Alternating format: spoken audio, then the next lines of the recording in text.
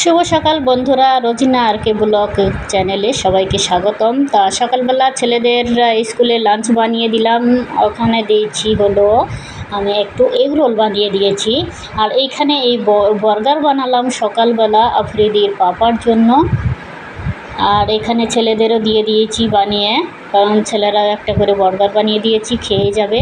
আর এইদিকে টিভি দেখছে। আর এই যে ইনার ব্লগ চলছে, इनका ब्लॉग हमारा लड़का पूरा दिन देखता है। जब से स्कूल से आएगा तब से इनका ब्लॉग देखता है। इनका पूरा परिवार का ब्लॉग देखता है।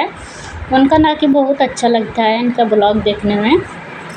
तो पूरा दिन उनका ब्लॉग देखते हैं। তা এই দেখেন ঘরের কাজ এখনও পুরো কমপ্লিট হয়নি। আর রাত্রেবেলা খুব বৃষ্টি হয়েছে, ওই জন্য চলে এলাম গাছগুলো দেখতে। তা কুমড়ো গাছটা প্রায় ছাদে ওঠার মতো হয়ে গিয়েছে। আর এইদিকে কচু গাছ আছে। আর এই যে পুঁইশাক গাছগুলোও বৃষ্টির পানি পেয়ে একটু ভালোই হয়েছে, একদিন তো কেটে খাওয়া হয়ে গিয়েছে।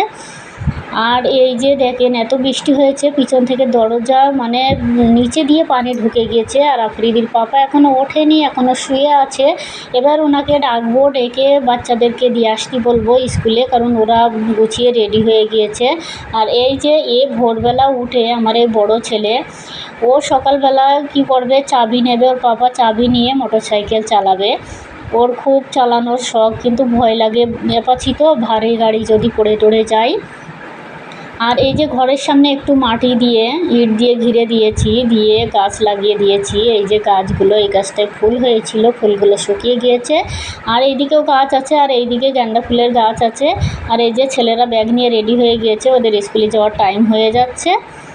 তাই যে এক এক করে সব রাস্তায় চলে এসেছে। এবার ওর পাপা দিয়ে আসবে স্কুলে।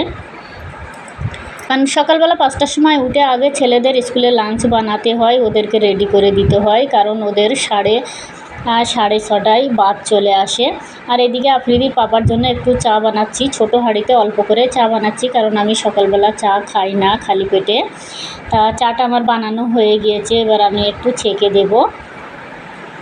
আর এটা কিন্তু খাঁটি দুধের চাই, খেতে কিন্তু খুবই ভালো লাগে। দেখেন চা আর টোস্ট দিয়ে দিয়েছি।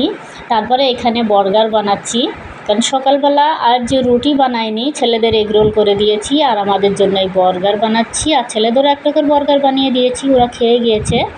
তাই এখানে এই দিয়ে দিলাম সস আর পেঁয়াজ দিয়ে দিয়েছি। টমেটোর আর শসাটা রাত্রেবেলা শেষ হয়ে গিয়েছে। আর এখানে ছোলা ভাজা করেছি।